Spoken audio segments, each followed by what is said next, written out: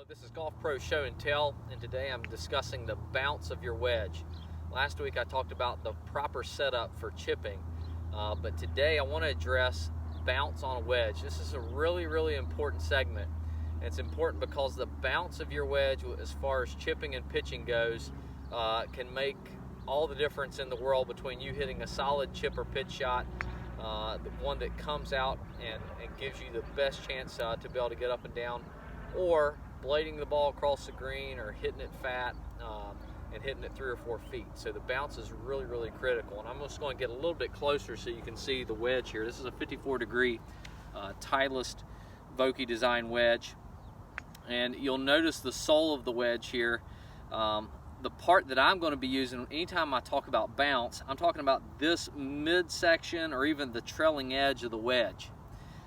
That is the part that is most important whenever it comes to hitting these little shots.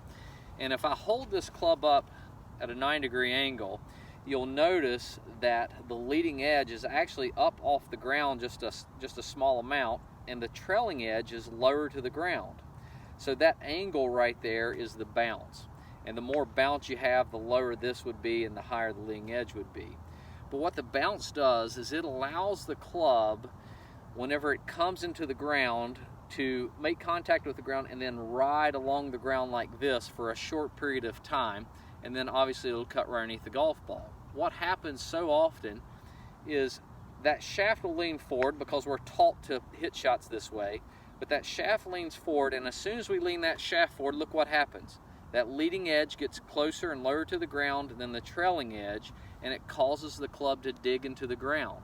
So if you're not absolutely perfect at impact with the hands leaning forward, you're going to hit that shot a little bit heavy if the club gets to the ground. If it doesn't get to the ground, then you're going to blade it across the green.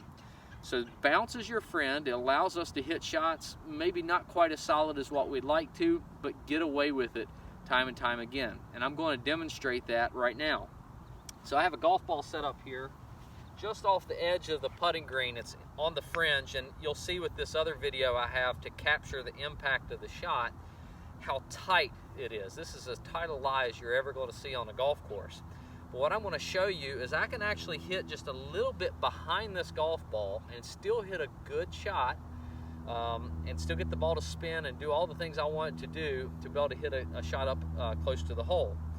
And I'm going to hit about an inch behind it, just so you can see that as long as you use the bounce, you can hit slightly behind the ball, and that club will still skate right along the ground and go right underneath the golf ball, and you'll hit a solid shot. It looks just like this.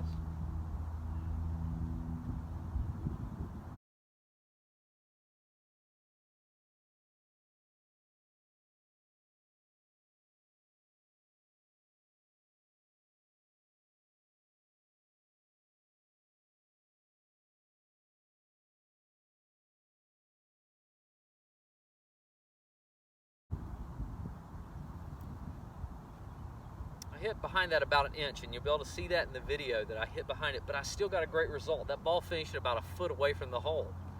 So forgiveness, the bounce gives you forgiveness. The other neat thing you'll notice here and in the video is I didn't even take a divot, and I'm hitting off the tightest lie possible. That bounce, again, just allows the club to work right underneath the golf ball. So as soon as you lean that club head like this, it causes the leading edge to dig in the ground. You better be exactly perfect when you hit these shots if you're going to pull it off that way. If not, allow the bounce to be used, which means getting the club to return right back to this angle at impact, and the club will work right underneath the golf ball and you hit beautiful shots. This is bounce, this is how it works, and this is how it's going to help your game.